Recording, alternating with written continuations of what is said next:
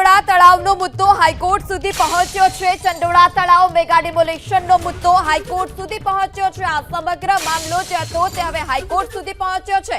2000 થી વધારે પોલીસ કર્મચારી અને 20 એસઆરપીની જે કંપની છે તે પણ આ ડિમોલિશન કામગીરીમાં જોડાઈ છે અને આ ચંડોળા તળાવનો મુદ્દો કે જે મેગા ડિમોલિશન ગુજરાતના ઇતિહાસનો સૌથી મેગા ડિમોલિશન સૌથી મોટું અને તે હાઈકોર્ટ સુધી પહોંચ્યો છે। ડિમોલિશનને રોકવાની માંગ સાથે હાઈકોર્ટમાં અરજી, તત્કાલ સુનાવણી અને મનાઈ હુકમની માંગણી સાથે હાઈકોર્ટમાં અરજી કરવામાં આવી છે। ગુજરાતના ઇતિહાસનો આ સૌથી મેગા ડિમોલિશન અને તે મુદ્દો હવે હાઈકોર્ટમાં પહોંચ્યો છે। અર્જન્ટ હિયરિંગની જે રજૂઆત છે તે પણ કરી દેવામાં આવી છે। મેગા ડિમોલિશન મુદ્દે 11 વાગે સુનાવણી સંભવ છે।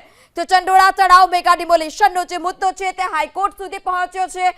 ડિમોલિશનને રોકવાની માંગ સાથે હાઈકોર્ટમાં અરજી પણ કરવામાં આવી છે અને આ સમગ્ર મામલે 11 વાગે સુનાવણી થાય તે પણ સંભવ છે। તો અમદાવાદ મનપા કમિશનર હવે થોડી જ વારમાં ચંડોળા તળાવ પહોંચશે। વહેલી સવારથી જ આ કામગીરી, ત્યારે પંચાનીથી પાણી હવે થોડી જ વારમાં ચંડોળા તળાવ પહોંચશે અને કેવા પ્રકારની કામગીરી તેની સમીક્ષા કરશે। મેગા ડિમોલિશનની કામગીરીનું મનપા કમિશનર નિરીક્ષણ કરશે।